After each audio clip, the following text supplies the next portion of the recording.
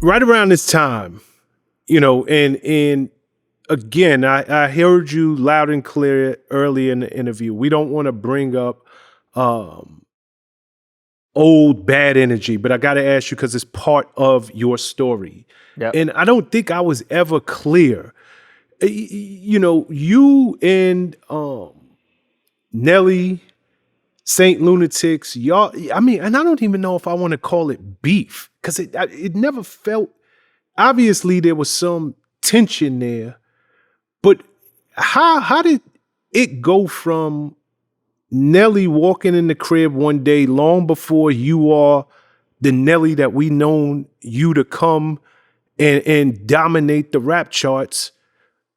How did it go from that to y'all having any kind of problems? I'll say this. How I go from that to having any kind of problem, I'll say this. It was certain people that was in certain people about that was starting stuff. Certain people was just starting stuff.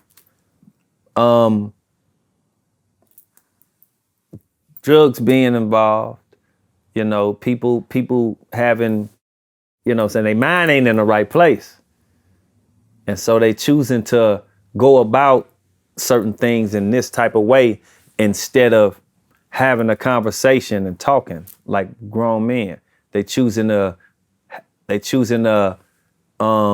show aggression and cause conflict. And getting in other people's ear to allow them to feel a certain way. Mm-hmm. And that's how that kind of started going, because Nelly wasn't on that, I don't believe, but other people get in people's ears, and when you feel like this my home, this my people, I gotta ride with them. You see what I'm saying? I'm not trying to go over into it too much, but do you get what I'm saying? I do.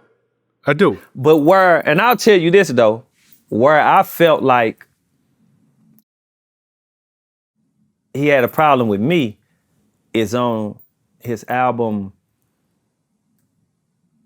Sweatsuit, when he said, "I like the way you do that right there. You just remember why you do that right there." That's when I questioned it and said, okay, he must got a problem with me. Okay, so and this is why I said I don't even know if I could call this beef, because you are Chingy. You got a song right there. It was getting heated in the street in St. Louis. So it was. Okay, so that must be something different, because me hearing that vocal, I don't take that personal. I don't. Yeah. At most, maybe he gave you a little jab, maybe a little slight, like, but if you know who the big homie is. But that's not how I see it. Ain't no big homie in me and all of that. That I wasn't on that. That ain't no, you know what I'm saying? Like ain't no. Nah. But just to say this, and because I don't want to go into like. That's not a problem. We good. Like we are good. If you paid attention to the whole song, see, Neil could be strategic. The song was called "It Ain't Another One." So you have to pay attention to the whole thing. The song is called "It Ain't Another One," and in this record, he chose me.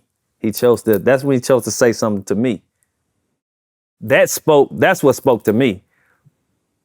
It ain't another one. So basically, dude, listen here. It's not another one. Get on. That's how I looked at it. Got you. That's how I looked at it. And I would ask people around me, is this a shot?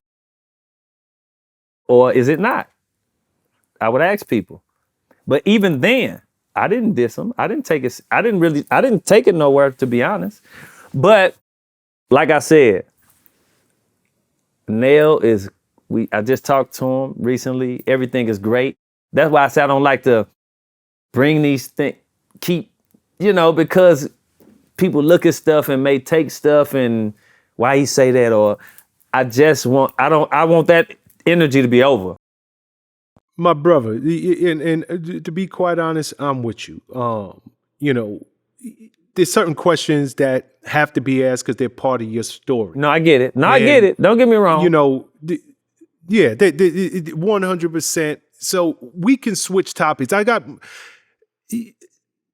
And I'm hoping, and I think I know the answer to this. You know, I got a question just in terms of y'all ever having a dialogue, ever sitting down and saying, you know what? We've been going through some nonsense and it ain't even clear why. Have y'all two as grown men ever just sat down?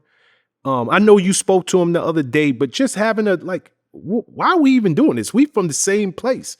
It should be us working together as opposed to working against each other.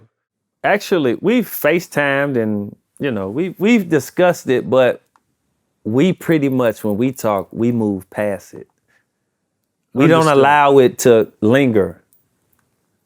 We move past it, move forward. He'll get me on some performances with him, or you know, we've moved past that. And he don't like to backtrack to it. So he don't like to talk about it. He don't talk about it. Didn't he bring you out on stage with him during the Scream tour or something like that back in the days?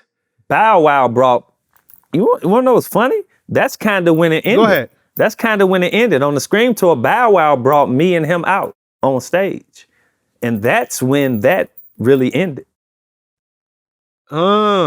Yeah. So Bow was a part of ending this thing. He probably didn't know it. I don't think he knew it. I don't think he really knew it, but he knew the tension that was going on. But that night, I had my son with me. Nell had his kids with him. His kids were excited to see me. My son was excited to see him. Bow. It was strange. But I'm gonna be honest with you. I came there with the mind frame when I saw him, like, I ain't speaking to that nigga. Like, that's what my mind frame was, because this was going on. This was going on. So you knew he was going to be there. You knew he was going to be on that particular show. This was going on. It still was going on. And that's where my mind was. But I quickly killed my ego when ended that night, when the things went the way they went. And that's really when it died down. Beautiful. Yeah, beautiful. I don't even like to, okay. I'll be honest, I don't like talking about it. Because I just don't. No, you know, it's just one of those things you want to be just gone. It's like, it's behind me so much, but I get where you're coming from. You say that is a part of your story.